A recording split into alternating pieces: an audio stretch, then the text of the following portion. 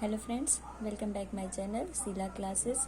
तो method paper में सबसे इम्पॉर्टेंट क्वेश्चन है कैरिकुलम यानी पाठ्यक्रम। ये हमेशा आता ही आता है, चाहे कोई भी ईयर हो, हर साल पूछेगा।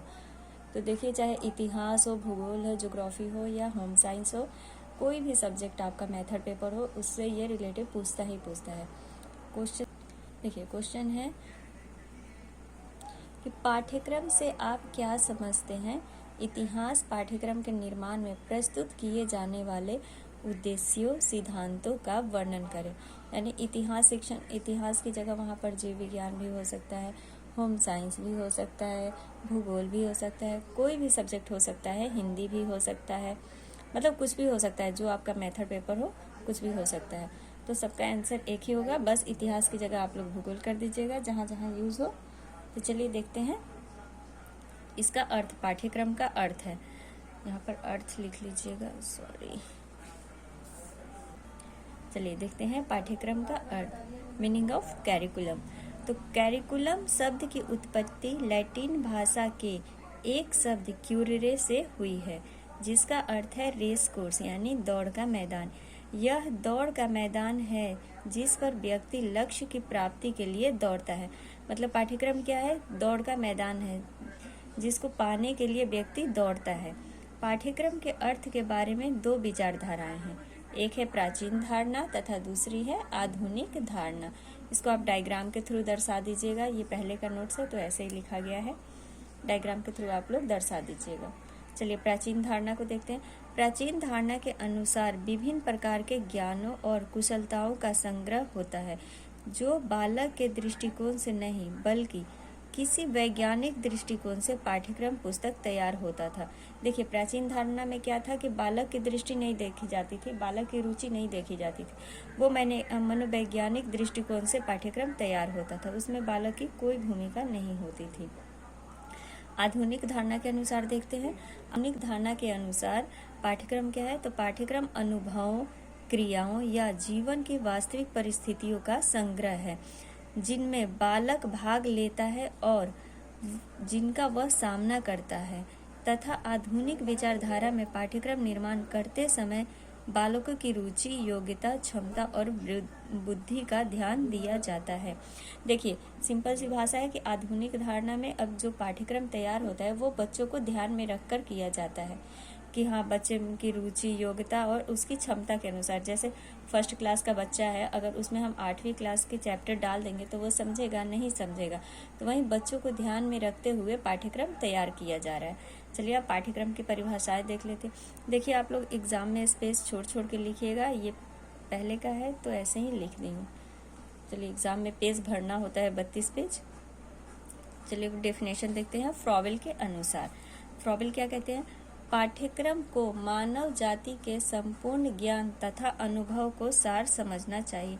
मतलब पाठ्यक्रम ऐसा होना चाहिए जिसमें मानव जाति के संपूर्ण ज्ञान तथा उसका अनुभव का सार हो, मतलब पूरा निचोड़ हो।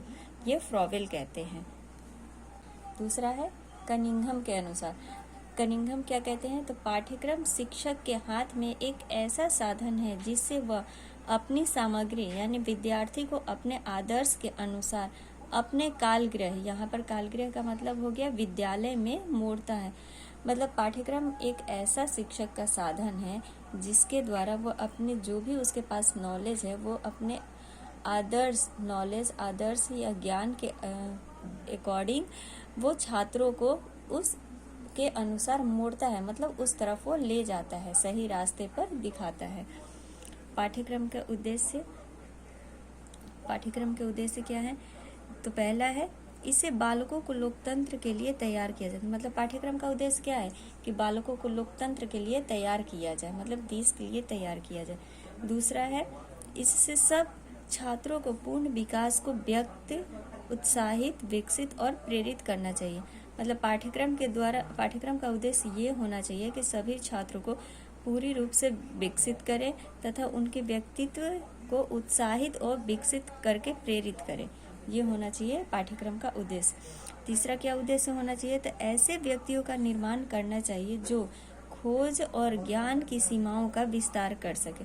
मतलब पाठ्यक्रम का तीसरा उद्देश्य ऐसे व्यक्तियों का निर्माण करना चाहिए जो खोज और ज्ञान की सीमाओं का विस्तार कर सके। चौथा है पाठ्यक्रम का उद्देश्य होना चाहिए, क्या होना चाहिए, तो पाठ्यक्रम को सहयोग, मित्रता, निर्णय, सहयोग के गुणों का विकास करके उनके चरित्र को उन्नत बनाना चाहिए। मतलब पाठ्यक्रम ऐसा हो जिसको ग्रहण करने के बाद बच्चों या छात्र या व्यक्ति में मित्रता, निर्णय लेने का गुणों का विकास हो, मतलब उनके चरित्र का निर्माण हो सके। पांचवा है, इसे ऐसे वातावरण का निर्माण करना चाहिए जहां बालक विचार करना सीख सके और अपने विचार, तर्क, निरीक्षण की शक्तियों का विकास कर सके। मतलब पाठ्यक्रम ऐसा हो जिसमें बच्चे अपनी तर्क बुद्धि शक्ति का विकास कर सके, ऐसा इनका उद्देश्य होना चाहिए। चलिए अब पाठ्यक्रम के आधार देख लेते हैं। तो पाठ्यक्रम के 4 आधार। बेस ऑफ कैरिकुलम यानी पाठ्यक्रम के आधार। तो पाठ्यक्रम के निम्नलिखित 4 आधारों में बांटा गया है। कौन कौन सा है? दर्शन आधार, सामाजिक आधार, मनोवैज्ञानिक आधार तथा वैज्ञानिक आधार।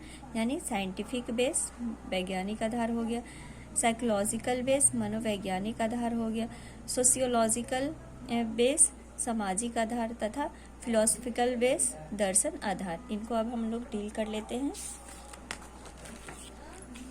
देखिए दर्शन आधार में क्या होता है। दार्शनिक आधार पाठ्यक्रम का एक मुख्य आधार दर्शन है। पाठ्यक्रम का एक मुख्य आधार क्या है? दर्शन है। पाठ्यक्रम का संगठन शिक्षा के उद्देश्यों को प्राप्त करने के लिए किया जाता है। शिक्षा के उद्देश्य हमें दर्शन द्वारा ही प्राप्त होते हैं। विभिन्न दार्शनिक विचारधाराओं के अनुसार पाठ्यक्रम विभिन्न रूप से निर्धारित किया जाता है। पहला है आदर्शवाद, दूसरा है प्राकृतिकवाद, तीसरा है प्रयोगवाद तथा चौथा है यथार्थवाद। तो आदर्शवाद क्या है?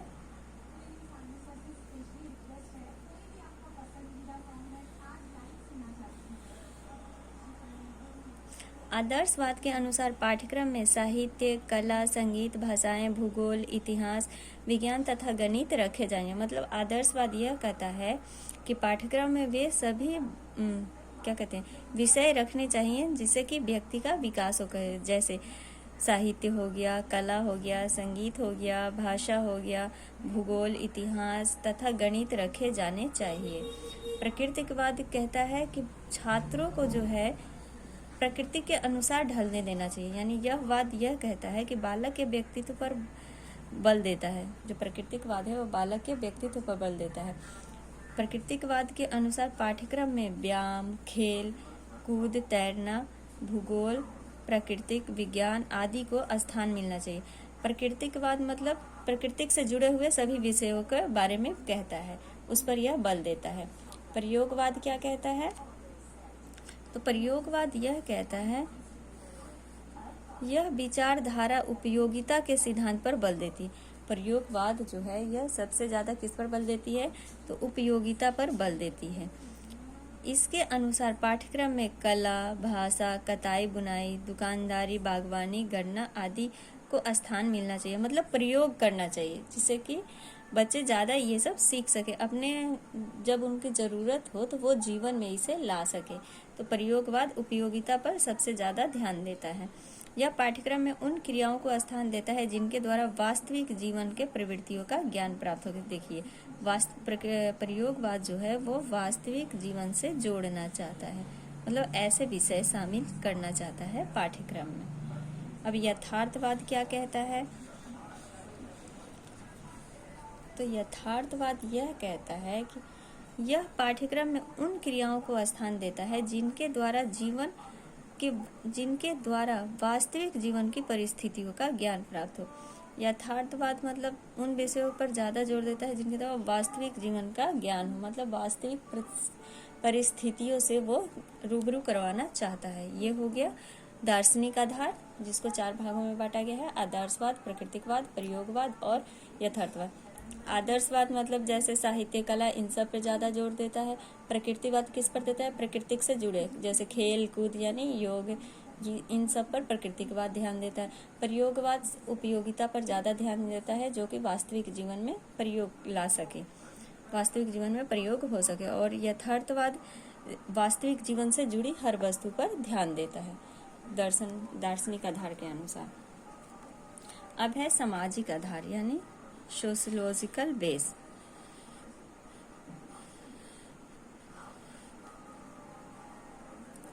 सामाजिक आधार वर्तमान युग में पाठ्यक्रम के सामाजिक आधार पर बहुत बल दिया जा रहा है। इसके लिए पाठ्यक्रम में भाषा, इतिहास, साहित्य, समाजशास्त्र, भूगोल, नीति शास्त्र आदि को स्थान मिलना चाहिए। मतलब सामाजिक आधार पर क्या होना चाहिए, कौन कौन से विषयों को स्थान मिलना चाहिए, तो इतिहास, साहित्य, समाजशास्त्र, भूगोल, नीति शास्त्र आदि को स्थान मिलना चाहिए। दूसरा है साइकोलॉजिकल बेस। साइकोलॉजिकल बेस के अनुसार पाठ्यक्रम में क्या होना चाहिए, चलिए देखते हैं। तो इसके अनुसार पाठ्यक्रम का निर्धारण बालक की रुचियों, स्वाभाविक प्रवृत्तियों, अवस्थाएं, आवश्यकताओं तथा शक्तियों के अनुसार होना चाहिए। यह बालक को केंद्र मानकर पाठ्यक्रम निर्धारित करते। मतलब मनोविज्ञान क्या है, बच्चों के मन को ध्यान में रखते हुए, उनके मानसिक स्थिति को ध्यान में रखते हुए पाठ्यक्रम का निर्धारण करना चाहती है। साइंटिफिक वैज्ञानिक रीजन अब क्या कहता है, जो वैज्ञानिक बेस है, वैज्ञानिक आधार, इसके अनुसार क्या है, विज्ञान की चतुर्मुखी प्रगति ने शिक्षा के किसी भी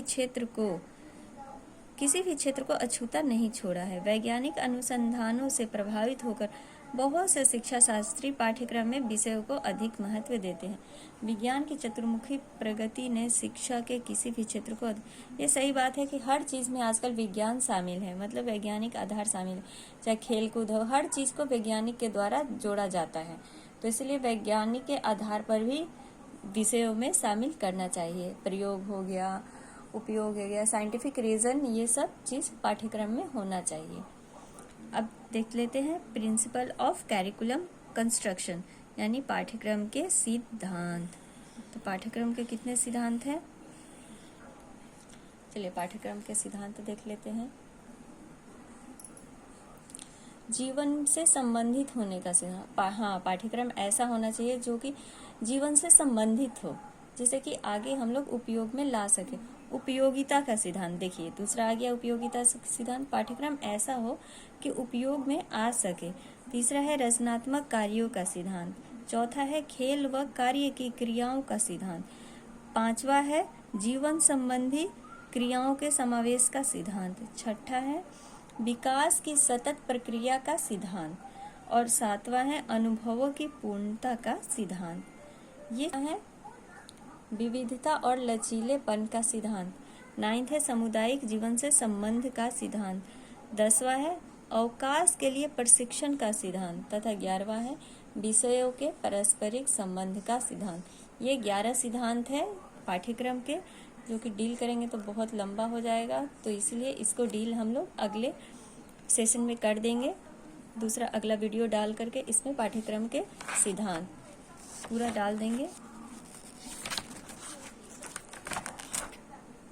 तो ये पाठ्यक्रम का ये बहुत इम्पोर्टेंट क्वेश्चन है जो कि हर बार पूछ ही लेता है। इसका सिद्धांत, विशेषताएं, उपयोगिताएं, तो ये सब धीरे धीरे करके हम लोग सब पढ़ लेंगे। तो चलिए आज के लिए बस इतना ही। अगर आप लोग को वीडियो ये अच्छा लगे तो मुझे सपोर्ट करें, लाइक करें, शेयर करें। Thank you.